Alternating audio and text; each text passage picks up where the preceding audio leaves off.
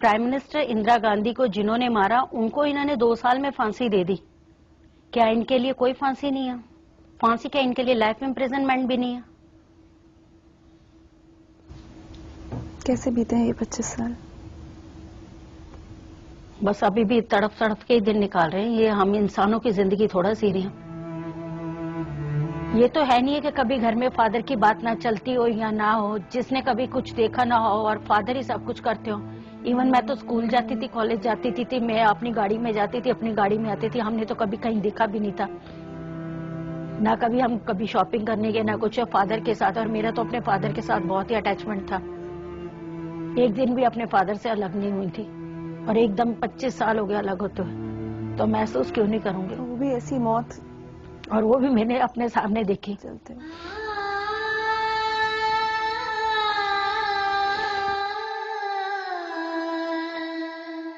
क्या चाहती है? मैं तो जस्टिस चाहती हूँ। मैं तो यही चाहती हूँ जैसे मेरे फादर को मारा किया, कम से कम उनको सजाई। अगर ये लोग नहीं ऐसे मौत दे सकते, मेरे हिसाब से तो उनको ऐसे ही मौत देनी चाहिए जैसे मेरे फादर को मारा, ऐसे ही मारे। या जैसे इन्होंने 3 दिन दिए हम लोगों को जलाने के लिए, मुझे 3 घंटे ही दे दें और सामने वो पेश कर दे मेरे, मैं 3 घंटे में उनका वो हाल बना दूं जो इन्होंने मेरा 3 दिन में हाल बनाया।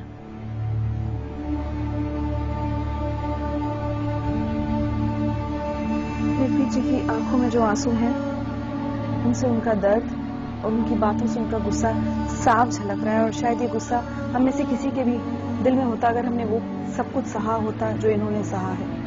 निर्प्रीत ने जो गलती की उसकी सजा ये भुगत चुकी है। 9 साल जेल में गुजारने के बाद ये बरी भी हो गई। लेकिन वो जिन्होंने एक सीधी सादी लड़की को उग्रवादी बनने पर मजबूर किया, आखिर उन्हें सजा कब मिलेगी? अपनों ने मारा, जिनको आजादी लेके दी उन्होंने मारा है।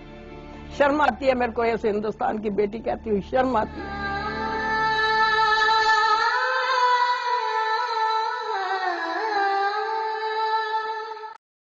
कोई कत्ल करी जाओ, घर जला दिया, बच्चे जला दिए, तो बस आगे चलते बने। इसको कौन कहेगा दंगे है? एक ओंकार सतनाम। 84 में जो हुआ वो वाकई कत्लेआम था, जब हजारों मासूम बेबस लोग बेदर्दी से मार दिए गए।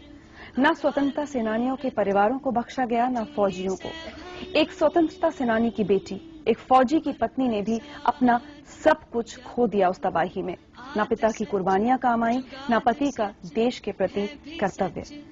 जगदीश ने अपने पति के अलावा अपने 17 साल के होनहार बेटे और 3 जवान भाइयों को भी अपनी नजरों के सामने मरते देखा। रात भर वो माँ अपने बेटे के शव से लिपट कर रोती रही, तो कभी एक पत्नी अपने पति की लाश को सहलाती रही। और फिर बदहवासी के ऐसे 4 दिन कि सुनकर भी रोंगटे खड़े हो जाएं। जगदीश जी, याद है सब कुछ? कभी भूल ही नहीं सकता। जब मैं मरूंगी कहानी मर जाएगी, जीऊंगी कहानी जिएगी।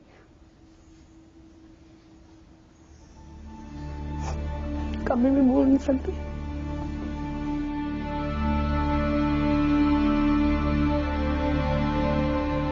क्या हुआ था आपके साथ? बस 31 तारीख तो सब कुछ ठीक ठाक चल रहा था, तो 1 तारीख तक 9 बजे तक कुछ भी नहीं था।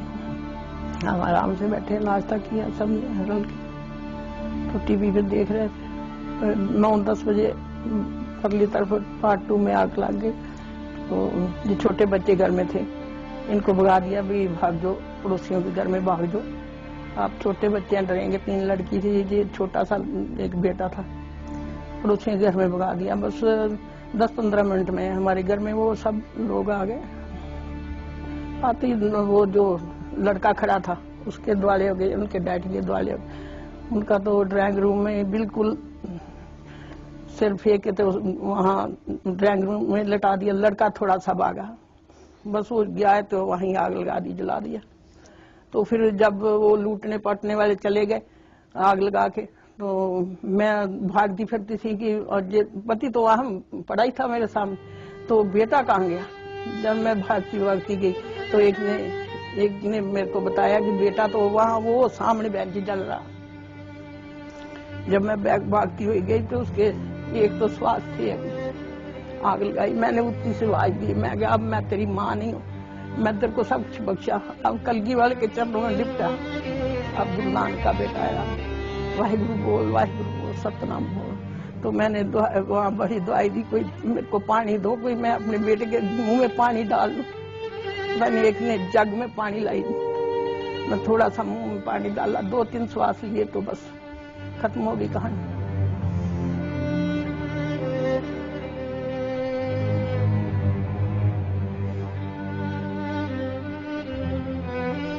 एक दफा पुलिस स्टेशन गई 3-4 बजे, भाई सब मेरे घर में जैसा हो गया है। उन्होंने बस वो पुलिस चौकी वालों ने मेरे को डांटा, कहने लगे देख आपके घर में मर गया तो क्या हुआ, वो अभी तो बहुत मर रहे हैं, जब सब मर जाएंगे जो सबका होगा वो आपका भी हो जाएगा। फिर क्या था, फिर घर में आ गए, बैठी रही। शाम को बच्चे भी निकाल दिए उन्होंने, फिर इनको ऊपर छत पे लटा दिया छोटे बच्चों को। मैं इनको कहा भी जो मेरे को कोई मार भी दे, आप बेटा नीचे मत उतरना। कभी ऊपर जाती थी, बच्चों को देखाती, कभी अपने बेटे के असर पे हाथ फेर देती, कभी पति के हाथ। तो वाहिगुरु का जाप करती फिरती रहती। 3 तारीख को इंदिरा गांधी जी का संस्कार हो गया, तब बाद में उनको निकाल के सारे घर का सामान ऊपर डाल के तो जब संस्कार करने लगे तो मेरे को उन्होंने छुपा रखा था। मैं कहा मैं गुरु गोबिंद सिंह की बेटी हूँ, मैं छुप के नहीं बैठू, मैंने अरदास करनी है, सिख की अरदास है, अंतिम संस्कार मैं करूंगी अरदास।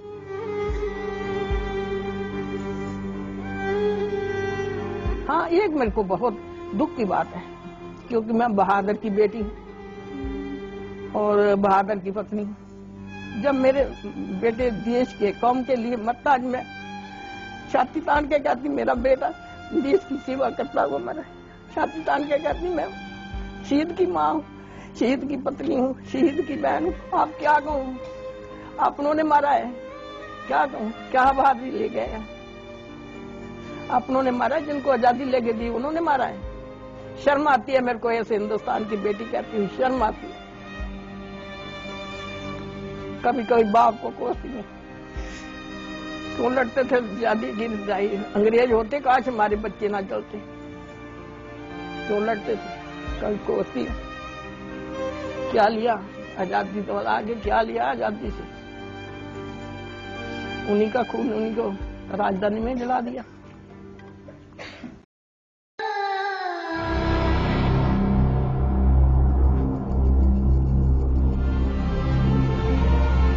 के दंगों का दर्द भागी कौर आज तक महसूस करती है। सब कुछ छिन गया था उन दंगों में। परिवार के 11 लोग इस तरह से बेरहमी से मार दिए गए कि किसी एक का शव तक नहीं मिला अंतिम संस्कार के लिए। अपनों को बचाने की बहुत कोशिश की थी उन्होंने। सिख होते हुए भी अपने पति के केश काटे, बेटों को लड़कियों के कपड़े पहनाए, लड़कियों जैसे बाल बनाए, छोटे भाई को टीवी के छोटे से डब्बे में छुपाया, लेकिन उनकी तमाम कोशिशें बेकार रही।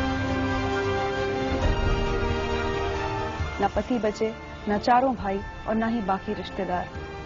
माता पिता को दंगाई छोड़ गए थे, लेकिन वो भी सदमे से साल भर में ही गुजर गए। 31 तारीख को लड़ाई हुई। जब तो पथराव हुआ, पहले हमारे मतलब सारे इकट्ठे होके, और वो इधर मस्जिद थी, मस्जिद के आगे इकट्ठे हो गए, उनके भी बंदे पथराव किया। सामने उन्होंने भी लड़ाई करी, इन्होंने भी पत्थर मारे। 2 घंटे तो आमने सामने मुकाबला होता रहा। आई पुलिस, कहते सब अपने अपने घरों में चले जाओ। फिर कहते गुरु ग्रंथ साहब जलाना है, तो उसके लिए फिर हमारे सारे सरदार वहाँ भागे भी, हम गुरु ग्रंथ साहब नहीं जलाने देंगे। फिर भी जो गुरु का वो सेवादार था और ग्रंथी था, उनको दोनों को बाल पकड़ के बांध के और फिर आग लगाई, दोनों को गुरु ग्रंथ साहब से जला दिए। वहाँ का ये करके फिर घरों में सब कहते सब अपने अपने घरों में चले जाओ। वहाँ पर घर में गए तो 4 मेरे भाई, हम परिवार एक ही घर में था सारा। 4 मेरे भाई मार दिए और 1 मेरा घर वाला, 2 मेरी बहनों के घर वाले, 1 भतीजा और 1 मेरी भतीजी का घर वाला। ऐसे करके बड़ा जो भाई था हमारा टीवी के खोखे में डाला हुआ था, उसको अंदर डाल दिया। फिर उसमें न पर्चा मारा, वो उसके पेट की आंतरें निकल गई भाई की। और जो भतीजी का घर वाला था उसको हमने ऐसे सुला दिया, छोटा बच्चा था, हमने सुला दिया भी इसको ये जच्चा हुआ है। उसको भी लड़के को मारा, छोटा बच्चे को आग में डाल दिया। उसके पीछे चल गया बच्चा वो। और जो मेरा भाई था वो दूध मतलब कढ़ाई लगाता था, सुंदर सिंह, उसको मारने के लिए आ गए। तो वो भाई कहता मैं जाता हूँ भाई, मेरे भाई और बच जाएंगे, भाई तुम अपना देख लेना, मेरे बच्चों का देखभाल कर लेना, मैं मर गया तो भाई क्या। फिर वो क्या नाम उसको मार दिया, भाभी हमारी गिरी जाके, तो उसको उठा के दूर फेंका है उसको, भाभी को भी एक एक करके इसने बुरी तरीके से मारा। और जो इंदर सिंह था और सो क्या नाम मनोहर सिंह था, वो दोनों बाप बेटे घर से बाहर निकल गए थे, भाई हम बच जाएंगे, जब घर में ही मार रहे हैं हम बच जाएंगे। फिर वहां जाके पीली कोठी पड़ती थी चिल्ला गांव की तरफ, उधर दोनों को मार दिया बाप बेटे को। आपने अपने पति को बचाने की बहुत कोशिश की, वो काम फिर वो उसको भी मार दिया ना, वो तो वहां से घर से तो निकाल के ले आई थी, चिल्ला गांव में मार दिया उसको। घर से तो मैं बचा के ले आई थी अपने पति। आपके सामने मारा? मेरे सामने फिर मारा, खींच के ले गए उसको। अभी आप उस वक्त 15 साल की थी जी, आपको कुछ याद है घर में क्या सारा याद है। 15 साल की उम्र थी मेरी। 31 तारीख को इंदिरा गांधी को गोली लगी थी। 31 तारीख को जैसे गोली लगी तो देख रहे थे, ऐसे ही सुन रहे थे भी उसको गोली लग गई, लेकिन हमें ये पता नहीं था कि हमारे साथ ऐसे अन्याय होएगा। आपके घर में क्या हुआ? हमारे 10 लोग मारे गए घर में से, पिताजी, भाई, ताए, चाचे, जीजा, मामा, मासड़, 10 लोग मारे गए। एक एक बंदे को निकालते गए, मारते गए, जिंदों को जलाते गए, पेट्रोल डालते गए, गले में टेर डालते गए। और हमारे घर के अंदर पूरा हमारा परिवार इकट्ठा था। हमारे घर का दरवाजा तोड़ दिया उन्होंने, दरवाजा तोड़ के आग लगा दी घर में। 3 दिन ऐसे ही हम रोडों पे भटकते रहे, कभी इधर भगाते थे हमारे को, कभी इधर भगाते थे, जैसे जंगलों में भेड़ बकरियों को हाँक देते हैं, ऐसे जो भी कोई टकरता था मारने वाले ही टकरता था। 3 दिन ऐसे ही रोते रहे, चिल्लाते रहे, भटकते रहे। फिर मिलिट्री आई थी 3 तारीख को, फिर उन्होंने उठा के सबको इकट्ठा करके और कैंपों में डाला। हमने सोचा हमारे परिवार वाले हमारे को शायद मिल जाएंगे। इंतजार करते करते ये टाइम आ गया, अभी तक तो हमारा कोई परिवार वाला मिला ही नहीं हमारे को। एक भी शब्द नहीं मिला संस्कार, किसी का भी नहीं मिला। वो उसके ज्ञान सिंह की तो आंतरें निकल गई थी मेरे भाई के भजन के घर में, आंतरें निकली हुई ऐसे चुन्नी के साथ बांध रहे। वो पानी मांग रहा है हैंडपंप की, वो हथियां भी निकाली उन्होंने, तारें कनेक्ट की तारें फेंक दी। उसको पानी कहाँ से देते जब घर में पानी नहीं था। जब तक हम जिंदे रहेंगे हम नहीं भूलेंगे 84 को। हमारे को क्या इंसाफ मिला? कुछ भी नहीं इंसाफ मिला है हमारे को।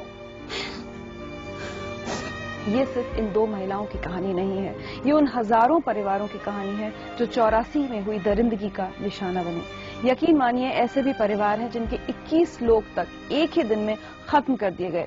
पूरे परिवार में एक भी पुरुष नहीं बचा। तेरे मेरे बच्चे ब्याज पे मूल पे लेके बैठी हूँ बेटा, मेरा कोई नहीं दिया जलाने वाला रहा। मैं किसको कहूँ बेटी बता।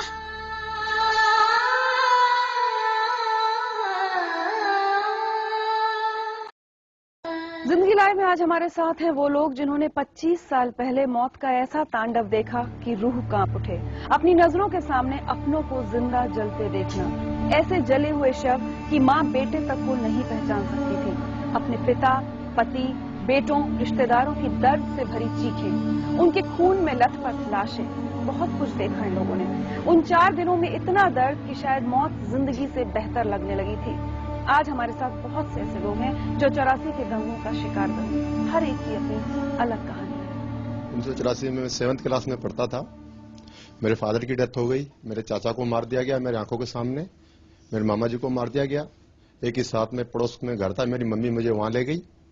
3 दिन तक मैं उसी 32 ब्लॉक त्रिलोकपुरी में रहता था, वहीं घूमता रहा। मैंने 3 दिन सरेआम कत्लेआम देखा, सर काट दिया, जिंदा जला दिया, पेट फाड़ दिया, ऐसी लाशें पड़ी थी जैसे जानवर पड़े। ऐसा दृश्य मैंने देखा। मैं चाहता हूं भगवान ऐसा दृश्य कभी भी किसी को पूरी लाइफ में ना दिखे। आप कुछ बताना चाहते हैं? मेरा जिंदा बेटा जलाया गुरुद्वारे के सामने, और मैं गुरुद्वारे में हाथ जोड़ के खड़ी रही, भैया मत मारो, ऐसे मत मारो। मेरे जिंदे बेटे को मार दिया और जिंदा जला दिया। वहां गई झुकी में मैं चादर लेके उड़ा दो, चादर नहीं मिली, जगी भी लुट गई। वो वहां कैसे जी रही है वो किसी को पता नहीं कैसे जी रही है। मैं खूब जी रही हूँ, लेकिन रात दिन सोती नहीं हूँ। यही याद आते कि बच्चे कहाँ है मेरे। मेरा कोई नहीं दिया जलाने वाला रहा। मैं किसको कहूँ बेटी, बता किसको कहूँ? मेरा दर्द किसी ने नहीं जाना आज तक। और जहां जहां सारे जितने 27 नंबर गई हूँ, 28 नंबर गई हूँ, कोर्ट सारी घूम के आ जाऊं, कोई सुने नहीं, बात ही नहीं सुने, कोई सुनने को राजी नहीं। ऐसे ऐसे मेरे साथ हाल हुए बेटी, पता नहीं कैसे जी रही हूँ। किसी ने नहीं पूछा, आज पूछा है बेटी आपने। भला हो तेरा, मेरी जिंदगी भी तेरे को दे दे भगवान।